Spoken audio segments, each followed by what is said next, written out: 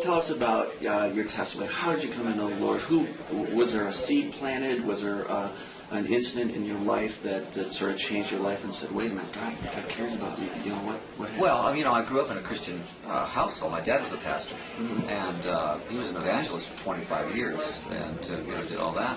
And I used to go up and do missionary work with him with the Apaches in Arizona. My grandfather was a pastor for 75 years.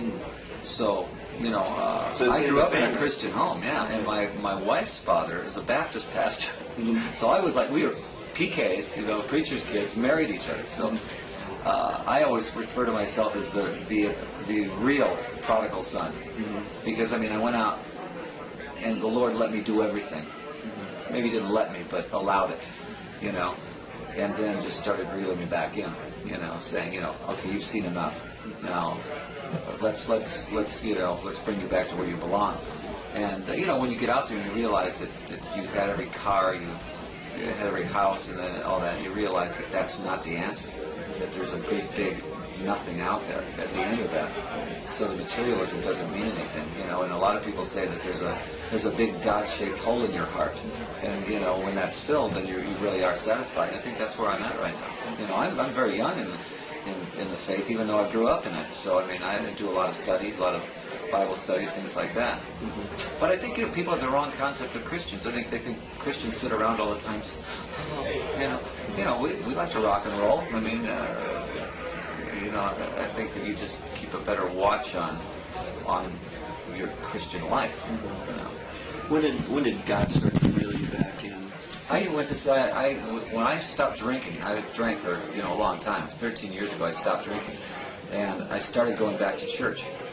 I was throwing up blood every morning. I was really a bad alcoholic. I never was a cruel or mean alcoholic, but I was definitely self-destructive. And when I stopped drinking, I started going back to church with my wife.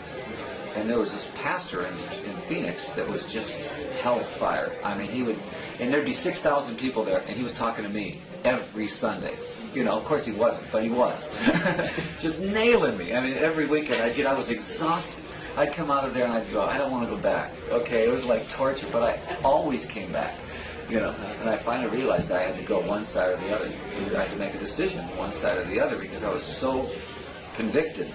The Lord really convicted me and said, look, time for you to make a decision here.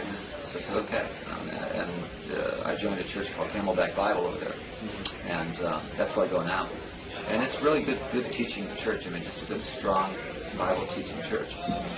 But still a rock and roller, going out on tour again. I watch, I certainly don't do it in the same spirit that I used to do it in, and I watch the songs lyrically about what I'm singing about, because a lot of the songs that I used to do, were way over the line. But I think a lot of my hits were fine, or socially, they were socially blistering songs, but society needs to be blistered. How has your life, when God reeled you back in, how did he change your life? What are sort of the characteristics, maybe, before and after, I used to do this? When before, you always are self.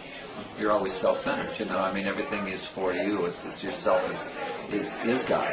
And we make lousy gods. Humans make really lousy gods, I think. So we've got to let God be God, and us be, what we are, And so I think that's what really changes, is your focus on who you're serving. You're not serving you're serving Christ, There's a lot of people who may see this interview, a lot of people who may have been big fans of yours 20, 25 years ago who are still living in the world, they don't know Christ. What could you say to them? Well, they're going to eventually know Christ.